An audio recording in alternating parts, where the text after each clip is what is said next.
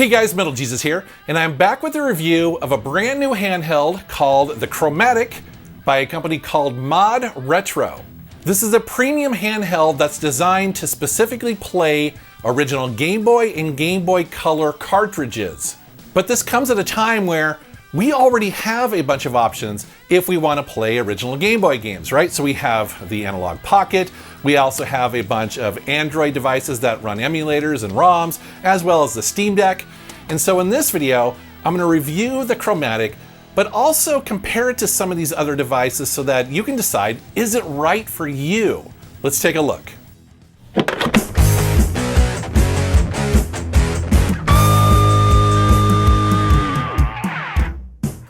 First of all, I have to say that I love the box that this comes in.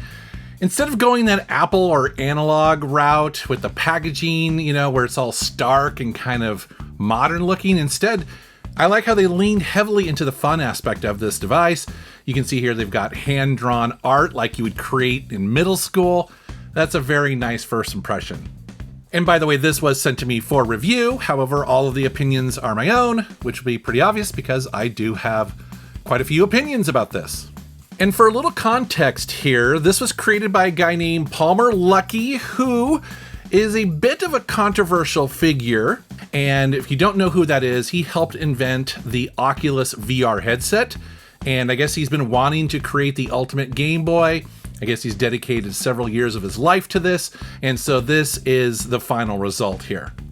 And so what exactly is this thing here? Well, it's important to know that it only plays Game Boy and Game Boy Color games. That's it. It doesn't play any of the Game Boy Advance games. That is definitely a bit of a disappointment for me personally, but, well, there's a reason for that. And that's because this has a custom-made backlit display. This is something that ModRetro actually designed, and their goal here was to try to make it as accurately recreate the original Game Boy experience. This is not something that you could just buy off the shelf, and because of that, it has a display resolution of 160 by 144 pixels, which is a reason why it won't run higher resolution games that you might get on a Game Boy Advance. And to protect that, they've added a scratch-resistant sapphire front crystal on the top of it there, and you can kind of feel that, yeah, it definitely feels more protected, almost like something you would feel on the camera bump on your smartphone. And we're going to obviously dive more into that in a second here, but I want to tell you a little bit more about kind of what's going on here and some of the stats. Housing this is a magnesium alloy shell that is very light, very strong. What's interesting about it is that it's not cold to the touch. You might think it would be, being that it's technically metal, but I guess it's probably the paint on there, the finish. It's not cold at all. It actually feels very good in your hands. And this is FPGA based, so it's very similar to the Analog Pocket, where it basically reconfigures itself to try to perfectly emulate the hardware of the original Game Boy and Game Boy Color, meaning that it's faster and it should basically be 100% compatible. Interestingly, it uses 3 AAA batteries that come in the box, and that's definitely a throwback to the old days, but what's cool is that they are also going to offer a rechargeable lithium-ion battery option if people want it. Moving to the bottom of the device there, you have a 3.5mm headphone jack, as well as a USB-C.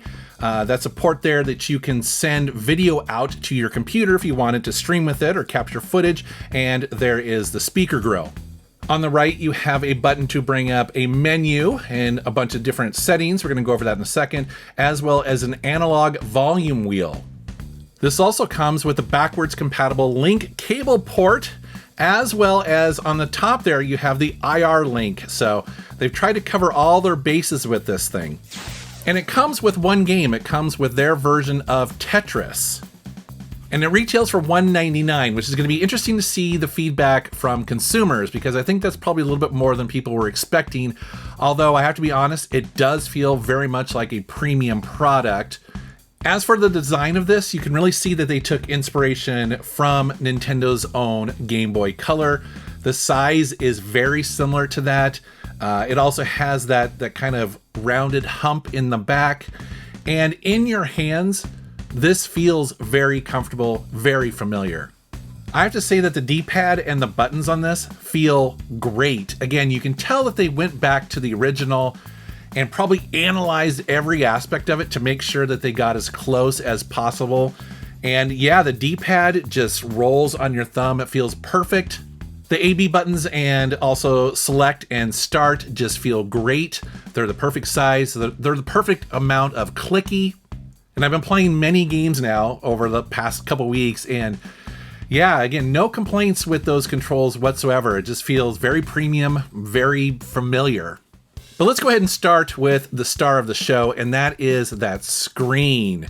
So right out of the gate, booting this thing up, the clarity of that screen is one of the best I've ever seen on any of these Game Boy clone systems.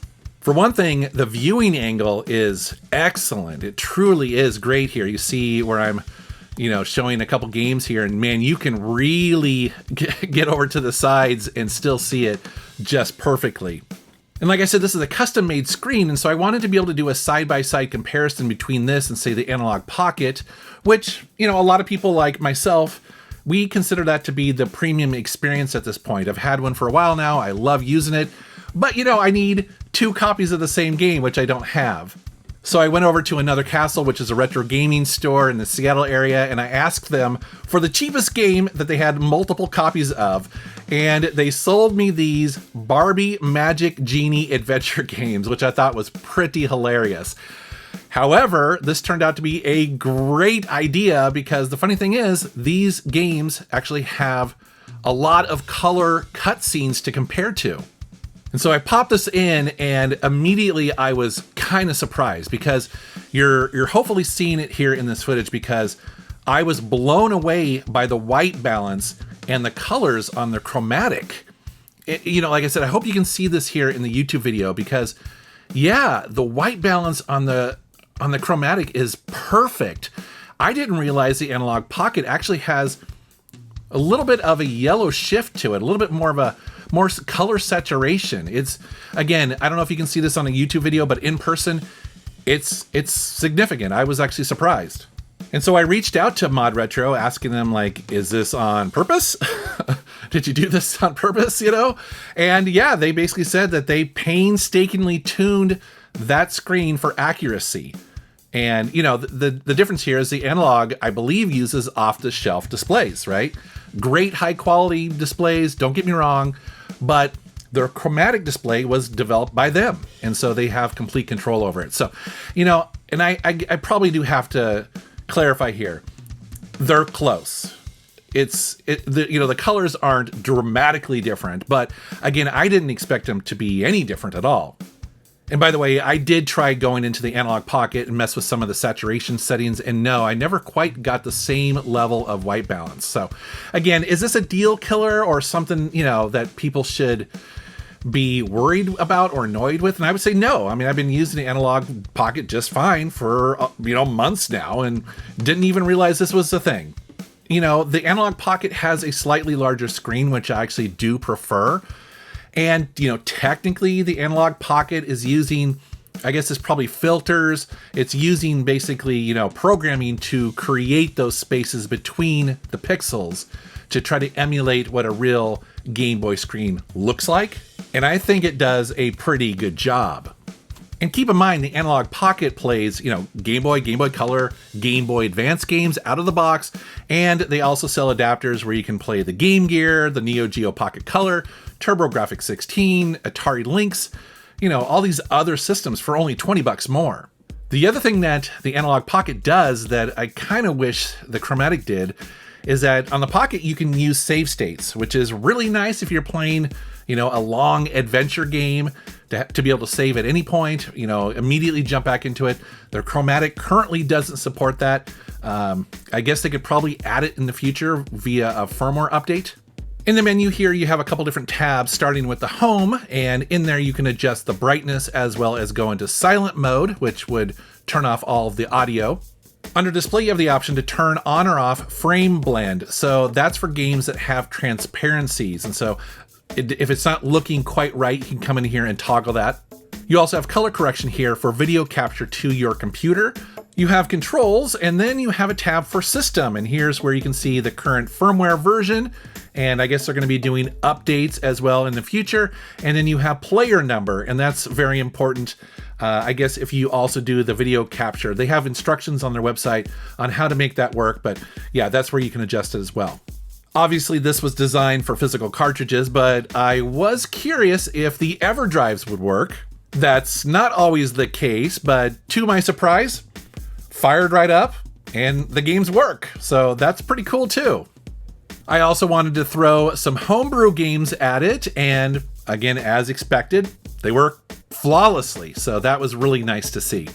The other thing I want to compare this to, which I think a lot of people will look at, is like, okay, yeah, it's compared to the Analog Pocket because of FPGA, but how does it stack up when running, say, a really cheap emulation device? This is an Anbernic handheld, and it runs Android, and it's emulation running ROMs, right? It doesn't run actual physical cartridges, but it's about $60 to get one of these. And I wanted to compare it to that because, you know, I want to see if it was dramatically different or not. It's obviously very different products here, but I think the consumers, when they're out there trying to decide if they should spend $200 versus $60, you do want to see the difference. And obviously emulation for the Game Boy and the Game Boy Color has come a long ways. I don't think most people even think about it at this point. And, you know, is it the same? Not really. I mean, it's decent, don't get me wrong, but man, I'll tell you again, in person, that chromatic screen is beautiful, and emulation on one of these cheap devices, it's just okay. As far as the audio goes, the one thing I will say is that it sounds good to my ears. Now, obviously, I can't test every single game.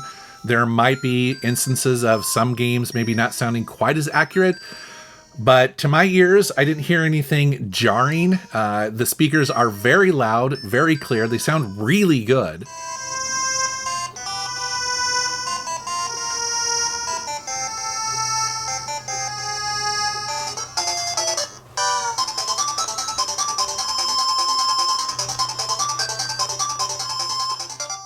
And the thing with FPGA is that it can be updated with bug fixes. So as these get into the hands of consumers and people play more games, maybe some more obscure stuff or homebrew games, and bugs are found, you know, they can update that in the future, which is great.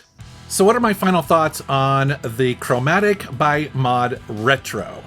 Well, there's really two things with this. The first one being is that I do think it's pretty limited as to the person who's going to want this, because you've basically just got to be really into collecting physical Game Boy and Game Boy Color games. It's kind of a bummer that it doesn't play anything else, because me personally, I'm actually more nostalgic for Game Boy Advance games. I get it, the screen wouldn't support it, I totally understand it, but for me personally, and maybe for some other people, the fact that it only plays Game Boy and Game Boy Color games could be a knock against it. Especially at the $200 price point. It's so close to the Analog Pocket, and I know they're different devices, but I'm just saying is that as far as a gaming experience goes, I personally really lean towards the Pocket. It just has the flexibility that I want, and again, the screen is good enough, it's fine. You know, I don't need a dedicated Game Boy Color system like this. Even though it's a very quality premium product, I just feel like the price for this probably should have been around $100, maybe $120, somewhere in between the really cheap stuff and obviously the Analog Pocket. That's where the price kind of feels right for me, especially if I was to recommend it to people. But I would love to know what you think about the Chromatic by ModRetro. Is it too narrow of a focus? Is it too expensive? Love to hear your thoughts. And as always, guys, I want to thank you for watching my channel. Thank you for subscribing, and take care.